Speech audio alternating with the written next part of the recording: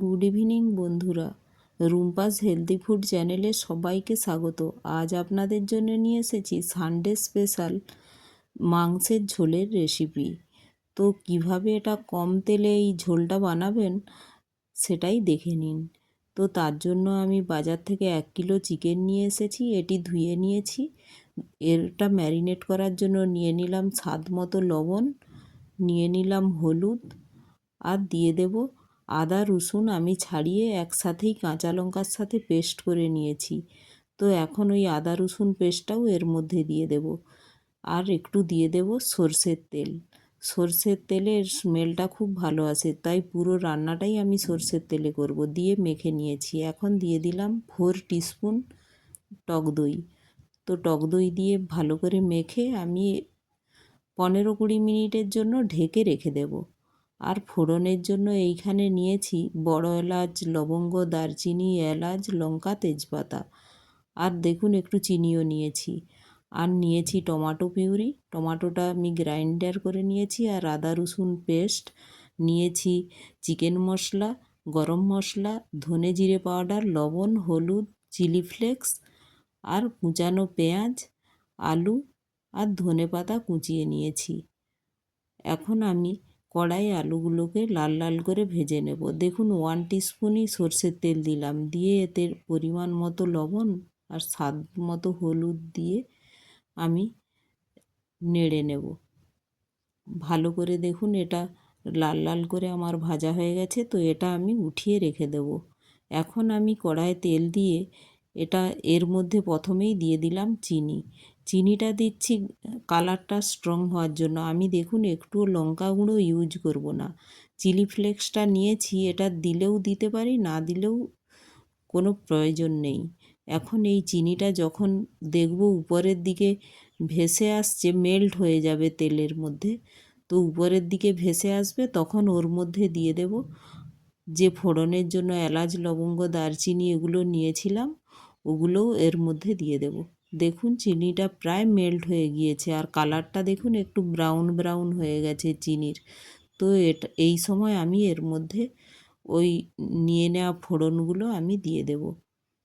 তারপর ফোড়নের মধ্যে দিয়ে দেব আমি যে পেঁয়াজগুলো কুচিয়ে রেখেছি, ওটাও দিয়ে দেব। এই রকম কম তেলে 1 কিলো চিকেন নিয়েছি, তার মধ্যে কতটা তেল দিয়েছি দেখুন, প্রায় 50 গ্রামের থেকেও কম হবে। তো এতে পেঁয়াজগুলো দিয়ে দিলাম। তো কম তেলে এইভাবে রান্না করা যায়, এত ভালো টেস্টি খেতে হয়। তো আপনারা অবশ্যই কম তেলে এরকম বানিয়ে দেখবেন। তো পেঁয়াজটা আমি ঢেকে ঢেকেই ভেজে নিচ্ছি। দেখুন লাল লাল করে ভাজা হয়ে গিয়েছে।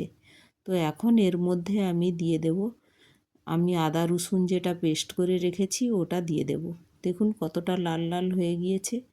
তো এই সময় এর মধ্যে দিয়ে দিলাম আদা রসুন পেস্ট। এর সঙ্গে আরও যে অন্যান্য মশলাগুলোও দিয়ে দেব। দিয়ে দিলাম স্বাদ মতো লবণ, দিয়ে দেব ধনে জিরে পাউডার, আর দিয়ে দেব চিকেন মশলা, আর দিয়ে দেব হলুদ। তো এখন এটা ভালো করে নেড়ে নিলাম। এটার মধ্যে দিয়ে দেব টমেটো পিউরি। আমি টমেটোটা দুটো কাঁচা লঙ্কা দিয়েই পেস্ট করে রেখেছি। পুরো মশলাটা আমি কাঁচা লঙ্কা দিয়েই বানিয়ে নিলাম। দেখুন তাতেই কালারটা কত সুন্দর এসে গিয়েছে। আমি চিলি ফ্লেক্স আর দিচ্ছি না। তো এখন দিয়ে দিলাম যে ম্যারিনেট করে চিকেনটা রেখেছিলাম, এটা এর মধ্যে দিয়ে দিলাম।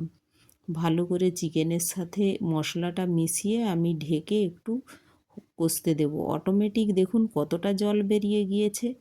এটা ঢেকে ঢেকে এইভাবে আমি কষে নিচ্ছি। চিকেনটা যেহেতু ম্যারিনেট করে রেখেছিলাম আর লবণ দেয়া ছিল, তো ফ্রেশ চিকেন ছিল, তো অনেকটা জল বেরিয়ে গিয়েছে।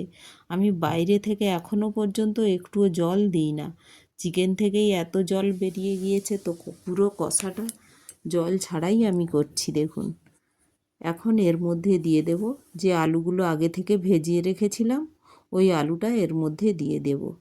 এটাও ভালো করে নাড়াচাড়া করে আবার একটু ঢেকে দেব, যাতে মশলার সাথে এর ফ্লেভারটা ভালোভাবে যে মশলা ওর ফ্লেভারটা আলুর মধ্যেও চলে যায়।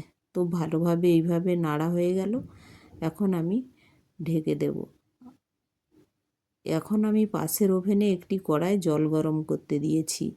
এটা নেড়ে দেখুন এখন জলটা প্রায় কমে এসেছে আর মাংসটা কষা কষা হয়ে গিয়েছে। তখন এর মধ্যে দিয়ে দেব, পাশের ওভেনেই আমি জলটা গরম করে রেখেছি, মশলা ধোয়া জলটা আর কি গরম করে নিয়েছি, তো ওটাই আমি দিয়ে দিলাম।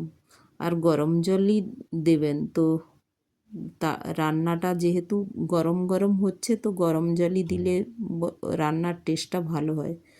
তো দেখুন প্রায় হয়ে এসেছে, তেলটা উপরে ভেসে উঠেছে। 5 মিনিট কন্টিনিউ আমি এটা ফুটতে দিয়েছিলাম। তো এখন রান্নাটা প্রায় হয়ে এসেছে।